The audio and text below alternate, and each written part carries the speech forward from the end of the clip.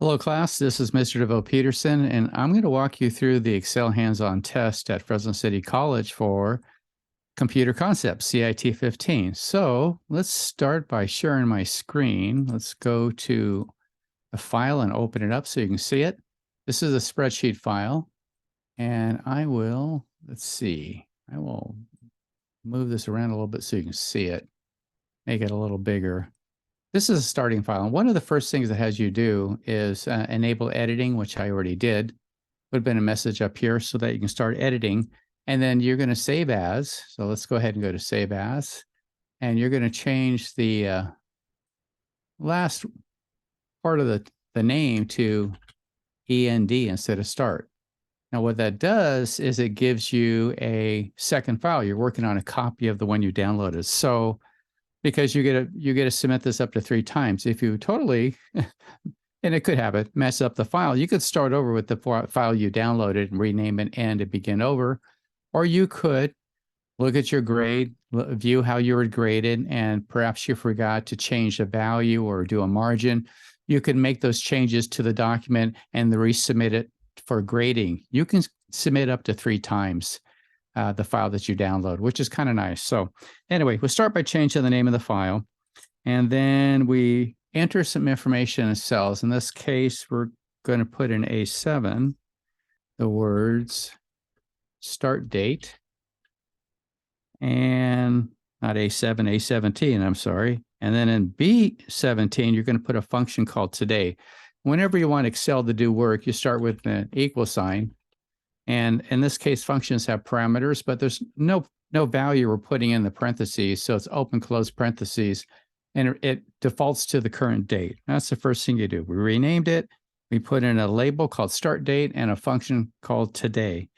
And then we're going to format cells C7 to C11 as a percent. So let's come down here and make this percent. So instead of 0.5, it's 50% for the first value. So sometimes that's easier to read when you fix the labels.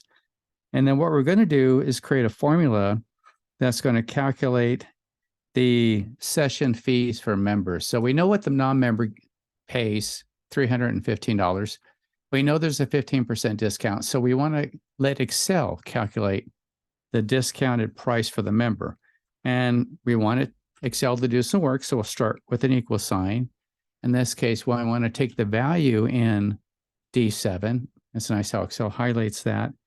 And we're going to subtract the dollar value of this discount. So how do we do that? Well, let's put in D7 again, all right? We want this value in that cell times the discount, which is right here. We want to subtract the 50% off. So that's the discount. It should be half, and it is, right? Half the 300 is 150, half of 15 is 7.5. So you can kind of do the simple math to get 157.5. Easy to do, right? And you can see right here in the formula bar how I did the calculation. So that's how you do it. What you would not do is take the non-member price times the discount, though you'd get the same value there.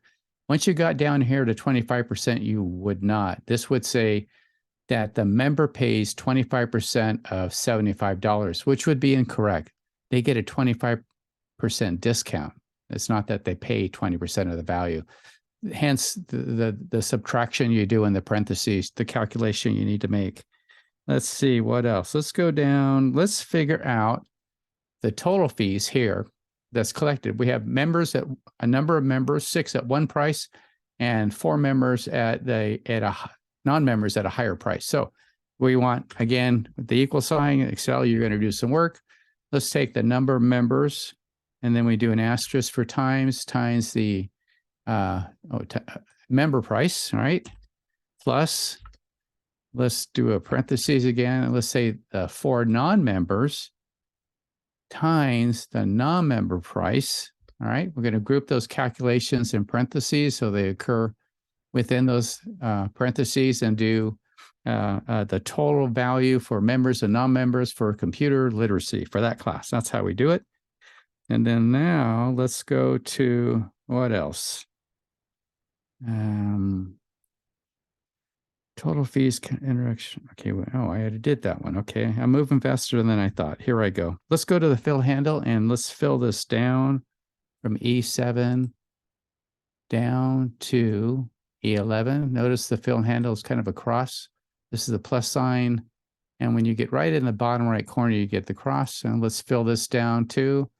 Now what happens here is I'm dealing with row 7, right? As I fill this down, I'll go to the last one. Notice that it's relative. It goes down to row 11, right? So that's the beauty of the fill handle. Makes your job a lot easier. Now let's insert a row above row 5. We'll click on 5. When we do insert, it'll put a row above it. And then there's the space. And then I think you're asked to delete row 3. Again, I won't do it. I'll just highlight the number 3, right click, and I would delete. That's how that's done. And now I need to copy a range. So let's do that. Let's go to, oh, you know what? Maybe I better delete that because instructions won't work right if I don't. Okay, let's copy this range right here. This is A5 to E11. And that's what the instructions say. So let's go ahead and copy it. Let's come down here to the class fees worksheet. And let's go into cell A4. That's what the directions say. And I'm just going to paste it in there. Notice that some of the information is kind of blocked off because of the row, or the column width. So let's go to the first column and make it wider. Let's make it, I think the instructions say 30. And I believe D and E, it says to make those column width 14. And all I'm doing, let me stop. All I'm doing is I'm selecting these columns, right clicking, getting the content aware menu, and widening it to 14. Makes it really easy. Let's go back to session worksheet. And I'm supposed to copy A1 to H2 all the way to here. So I'm going to right click my mouse and copy. You could always go to edit and copy too, but I'm doing it the easy way. Come up in A1 and do a paste. There it is. And I'm going to merge and center one row at a time. Here's merge and center. Boom, easy to do. And what else? Let's see. Class fees. Let's go to class fees. Let's go to A4 to E5. We'll go ahead and do this. And I'm asked to put a thick border around it. So here are the borders. Let's go to thick. There you go. There's your thick border. And I think they want it filled. So let's go ahead and click on that. And let's go to fill. And I think they want tan background too. So where is, wait, which one? Hold on here.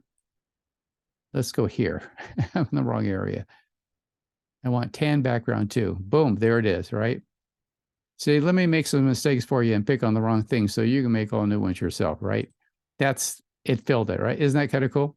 So now let's jump around. You know how to do borders, you know how to do a background. I'm going to do a little bit more than the last time I did the video for you. Let's put in the session worksheet. And I think at some point you're asked to delete sheet 1. So I'm going to click on the name and delete it. In the session worksheet and C13, right here, I'm asked to put in the word total. And below that, average. And then I'm asked to put in a sum function for non-member fees, which is right here. How do you do that? Well, we can cheat up here, or not cheat. We can use a shortcut and do sum, but notice the range is not quite right. We should only go to actually row 11. So I'm going to go ahead and edit that. That's one way of doing it. Another way to do it would be to actually do it manually. Equal sum, start with an open parentheses and just highlight the cells. If you hit enter, it'll put the closing parentheses in for you. So I tend to do it the second way. I find that more straightforward for me. So that's what I do. Okay, fill handle from E13 to, gotta remember to do this step, to H13. And here I'm going to put an average. Now, if you don't know the function name, you can click on the function button here and you can look for, there it is, average, right? And let it do it for you. And it wants to tell me the range. So it thinks it wants to do from A7 to A13. I'm sorry, D7 to D13. I don't want it to go that far. I just wanted to stop to row 11. So I'm going to change it, put row 11 in there. And that is the answer. The other way to do it equals average. And again, I'd like to select it and just type it in manually. You see, we got the same answer. So that part's kind of nice, and fill it across to the right. So total and average, don't forget to put those in there. Let's see what else. Let's do a chart because this should be simple, but the directions may throw you. So let me just walk through this. On session 1, I'm going to select simultaneously A7 to A11, and I also want to select H7 to H11. Well, I need to hold the control key down because these are non-adjacent cells, or shift would get everything in between. I want to select these two ranges of cells, and then I want to insert. So let's do that, and let's pick a chart. And I think it wants a 3D chart. There you go. And then it wants you to rechart. Wants me to change this style 3. All right, so here we go here. Let's go to style 1, 2, 3. I think that's 3. Yep, that's 3. And then you're asked to move it to the top of A19, somewhere like that. That's kind of close. So I've done a lot of the tasks for the Excel hands-on test. I haven't done all of them. I think at one point going to class fees, you're supposed to change a value. I don't know, I guess it's in session. You're supposed to change the value. I think this goes to 280. You know how to do that. But make sure you go through all the steps as you go through this and double check things. So after you submit it for grading, take a look at your grade, see what things you might have missed. So for instance, maybe there's a point for page layout where you're supposed to, let's see, center the data horizontally. Well, gosh, how do you do that? Well, there it is, center on page horizontally. I didn't do it, but I just showed you how to get to it, right? Page layout, and you expand the ribbon to get to more options under page layout. So that's in there, though I haven't done it for you. That's how you find it. Hopefully that helps. If you have questions, ask your instructor. But this should get you on your way. So good luck, and be sure to ask your teacher if you have classes. All right, bye for now.